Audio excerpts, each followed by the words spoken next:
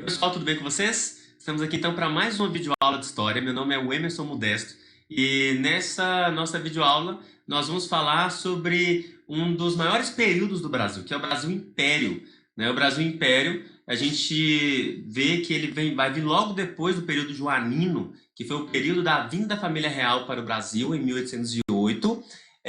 Vai terminar, né, em 1820 com a ida de Dom João VI para Portugal depois da Revolução do Porto. Nós temos até uma aula falando sobre isso, né? Vou deixar aqui para vocês no card também, para vocês tiverem interesse, podem estar vendo essas nossas aulas, tanto com relação ao período joanino quanto à independência do Brasil.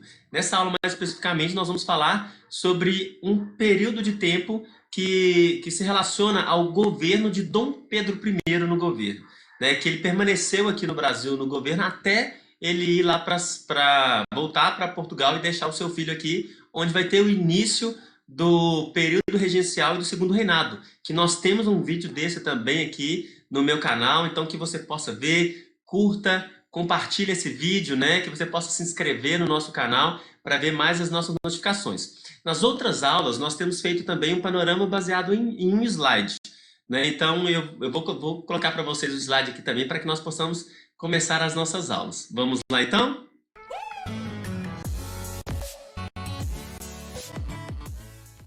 Vamos lá, então, pessoal.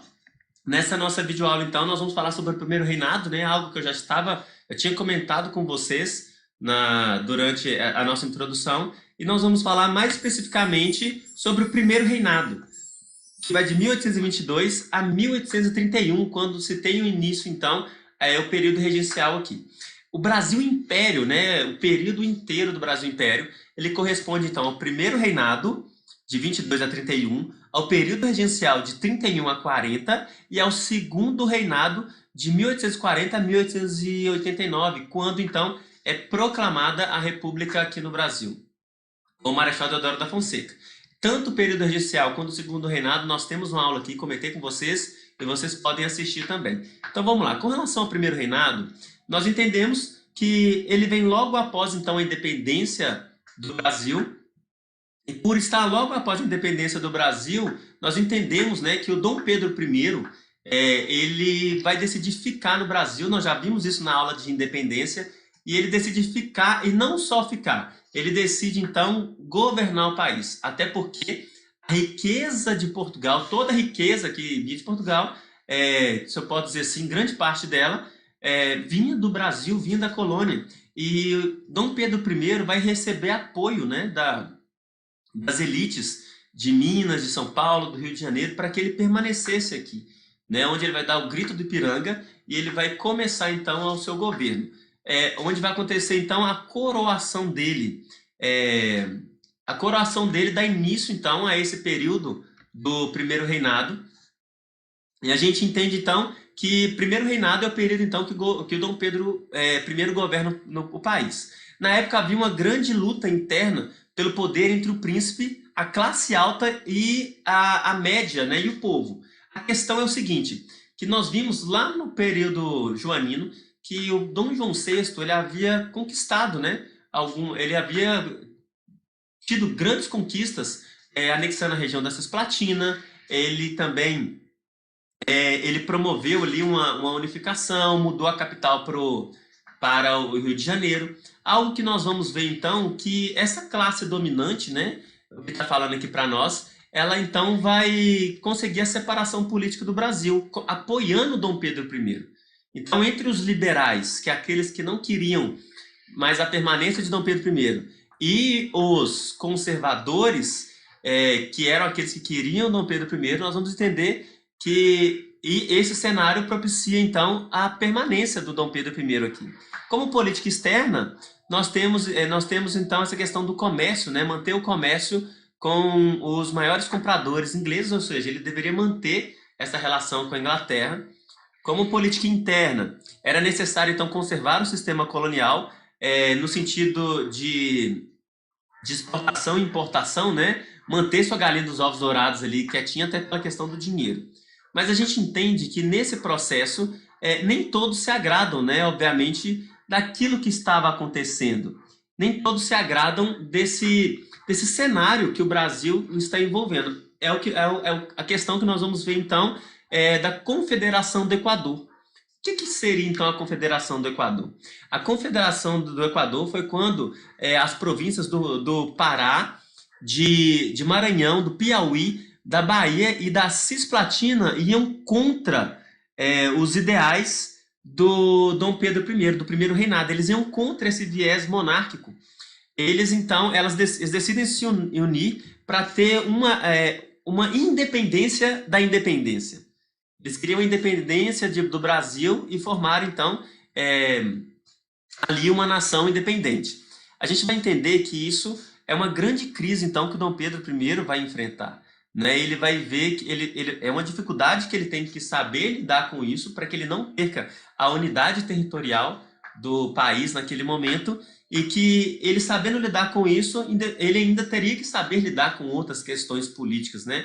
O governo de Dom Pedro I está envolvido em muitas questões políticas, tanto questões que serão nocivas a ele, ao governo dele, quanto questões também que seriam respectivas à vida dele aqui. Então, a Confederação do Equador, Dom Pedro I, ele consegue ter uma vitória com relação a isso, ele consegue manter ali a estabilidade, ele vai mandar fuzilar, né, o líder da revolta para que não acontecesse mais, ele vai conseguir manter essa centralidade até então, naquele momento. Então, nós vamos ver que isso que ele faz, né, ele vai então trazer para que dentro desse guião dos conservadores, daqueles que falavam que o Dom Pedro I deveria se manter aqui no poder, que eles realmente, entre aspas, se tornassem ali aliados ao governo dele. A gente entende que ele, para oficializar o primeiro reinado, ele precisava, então, fazer uma constituição, até porque o Brasil, naquele momento, como nação, ele não tinha uma constituição, até porque anteriormente ele era colônia.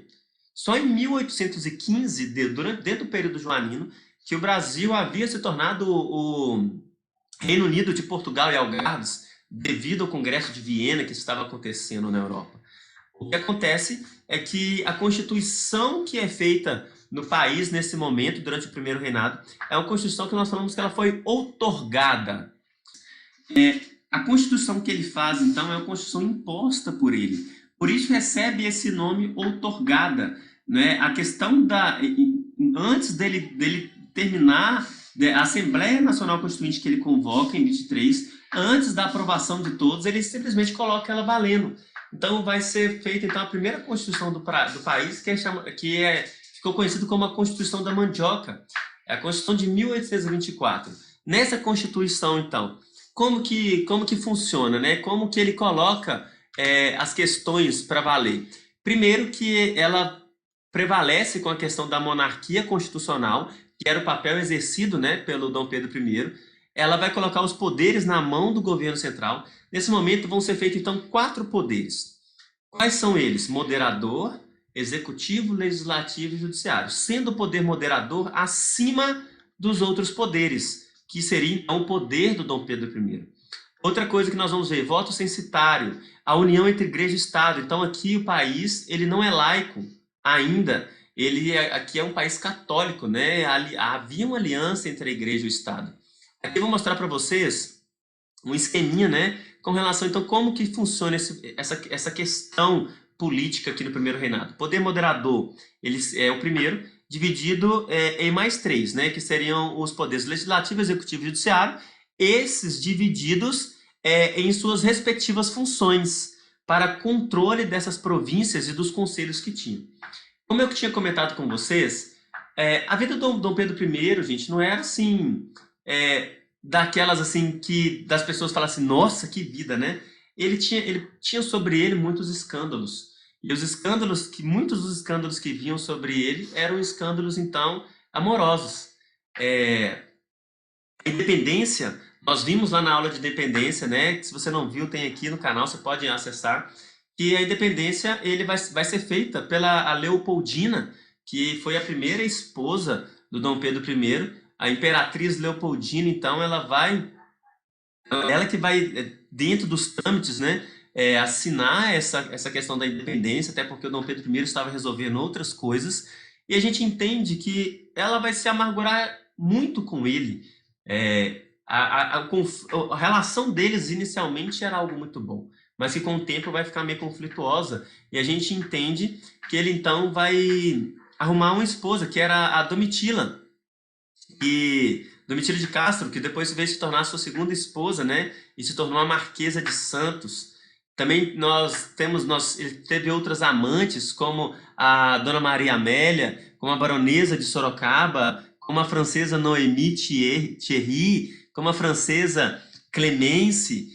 Então aqui vocês veem que esse cenário da vida dele não ficava também só nos bastidores da vida privada, mas que ele também levava isso ao público, né? A noção pública, algo que prejudicava muito ele dentro da posição que ele exercia. E a gente vai entender que, apesar dele ter lá ganhado a Confederação do Equador, né, dele ter vencido a Confederação, dele ter combatido essa insatisfação de Pernambuco, que eu havia comentado com vocês, ele vai passar por alguns momentos de muita crise, que entre eles era uma das regiões que o pai dele, Dom João VI, conseguiu anexar ao país, que é a região da Cisplatina, ali logo perto do Rio Grande do Sul, Paraguai, né, atual Paraguai. Ele vai perder essa região, isso vai trazer um desconforto muito grande para as elites brasileiras, e no mesmo cenário de descontentamento, né, perante ele, a gente vai ver que não só a questão amorosa, mas as questões políticas deles eram colocadas em xeque, pelo comportamento, pelas atitudes dele, né, pelo aquilo que ele demonstrava ser, e a gente vai ver então que as elites brasileiras, elas estavam temerantes com relação à permanência dele. Quando o seu pai falece lá em Portugal, Dom João VI, ele vai ver uma oportunidade de voltar para Portugal e de retomar o trono, né, que por direito também era o trono dele, no caso, né, antes dele ter ficado aqui. A gente vai entender que então o trono vai passar para a Dona Maria, que era filha de Dom Pedro, e por ser menor de idade ela não podia governar. Ela vai se casar com o Dom Miguel, que era o tio dela, para se tornar o príncipe regente. Então ele vê a oportunidade de voltar lá e retomar esse trono, né, dessa questão política. E sendo que aqui também não estava favorável a ele. Dom João VI, ele, por sua vez, né, eu falei com vocês a questão da Cisplatina, que ele havia perdido, então isso caía como algo negativo também para o Dom Pedro I. E aí, a gota d'água, né, de tantas coisas que pesavam sobre ele, a população também vai se revoltar contra o Dom Pedro I, em um movimento que foi conhecido como a Noite das Garrafadas. A Noite das Garrafadas, gente, foi o momento então que a população se revolta contra o Dom Pedro I. Ele vai chegar ele vai estar voltando de uma festa e ele vai ser recebido dessa festa com garrafadas, com brigas, né, com conflitos contra ele, até porque eles não viam ele como um bom governante, não viam ele como um bom político, não viam ele como um bom pai, não viam ele como um bom esposo, e ele viu a oportunidade então de abdicar do trono.